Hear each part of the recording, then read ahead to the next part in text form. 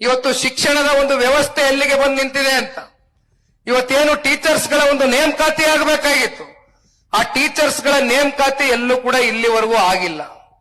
ಈ ರೀತಿ ಶಿಕ್ಷಣಕ್ಕೆ ಸಂಬಂಧಪಟ್ಟಂತೆ ಒಂದು ಕ್ರಾಂತಿಕರವಾದಂತ ನಿರ್ಧಾರಗಳು, ತೀರ್ಮಾನಗಳು ತಗೊಂಡಂತದ್ದು ಬಹುಶಃ ಸ್ವಾತಂತ್ರ್ಯ ಬಂದಾಗಿನಿಂದನೂ ಕೂಡ ಹೈಸ್ಕೂಲ್ಗಳಿರ್ಬೋದು, ಡಿಗ್ರಿ ಕಾಲೇಜ್ಗಳಿರ್ಬೋದು, PUC ಕಾಲೇಜ್ಗಳಿರ್ಬೋದು, ಅನೇಕ ಕಾಲೇಜ್ಗಳನ್ನ, ಸರ್ಕಾರಿ ಕಾಲೇಜ್ಗಳನ್ನ ನಿರ್ಮಾಣ ಮಾಡತಕ್ಕಂಥದಕ್ಕೆ ಸ್ವಾತಂತ್ರ್ಯ ಬಂದಾಗಿಂದ ಯಾವ ಸರ್ಕಾರಗಳು, ಯಾವ ನಾಯಕರುಗಳು ತೀರ್ಮಾನ ತಗೊಳಕ್ಕಾಗದೇ ಇರತಕ್ಕಂತ ಒಂದು ಐತಿಹಾಸಿಕವಾದಂತ ತೀರ್ಮಾನ ಸನ್ಮಾನ್ಯ ಕುಮಾರಣ್ಣವರು ಮೊದಲನೇ ಬಾರಿ ಈ ರಾಜ್ಯದ ಮುಖ್ಯಮಂತ್ರಿಗಳಾಗಿ 136 ಸ್ಥಾನ ಗೆದ್ದು ಮುಖ್ಯಮಂತ್ರಿಗಳಾದಂತವರಲ್ಲ, ಸಮ್ಮಿಶ್ರ ಸರ್ಕಾರದಲ್ಲಿ ಮುಖ್ಯಮಂತ್ರಿಗಳಾದಂತವರು.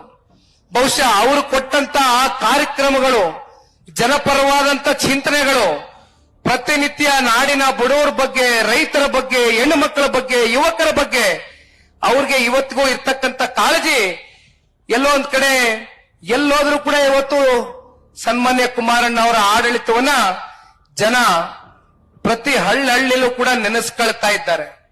ಕುಮಾರಣ್ಣ ಅವರು ಇದ್ದಂತ ಕಾಲಘಟ್ಟದಲ್ಲಿ ನಮ್ಮ ರಾಜ್ಯ ರಾಮ ರಾಜ್ಯವಾಗಿತ್ತು. ಮತ್ತೆ ನಮ್ಮ ರಾಜ್ಯ ರಾಮ ರಾಜ್ಯವಾಗಬೇಕು ಅಂತಕ್ಕಂಥದ್ದಾದ್ರೆ ಮುಂದೆ 2028ಕ್ಕೆ ಜನತಾ ಸರ್ಕಾರ ನಿಮ್ ಎಲ್ಲರ ಒಂದು ಆಶೀರ್ವಾದದಿಂದ ಮತ್ತೆ ರಚನೆ ಆಗಬೇಕು ಅಂತಕ್ಕಂಥದ್ದು ನಿಮ್ಮೆಲ್ಲರ ಅಭಿಲಾಷೆ ಏನಿದೆ. ಅದಕ್ಕೆ ಪೂರಕವಾಗಿ ಪಕ್ಷದ ಕಾರ್ಯಕರ್ತರು ಕೂಡ ನೀವೆಲ್ಲರೂ ಕೂಡ ಹೆಜ್ಜೆಯನ್ನ ಹಾಕ್ಬೇಕಾಗ್ತದೆ. ನೋ ಉತ್ಪ್ರೇಕ್ಷೆ, ನೋ ಊಹಾಪೋಹ. ತಾಜಾ ಸುದ್ದಿ, ನಿಖರ ಮಾಹಿತಿಗೆ ಬ್ರೌಸ್ ಮಾಡಿ ವಿಜಯವಾಣಿ.net. QR ಕೋಡ್ ಸ್ಕ್ಯಾನ್ ಮಾಡಿ ಆಪ್ ಡೌನ್ಲೋಡ್ ಮಾಡಿಕೊಳ್ಳಿ.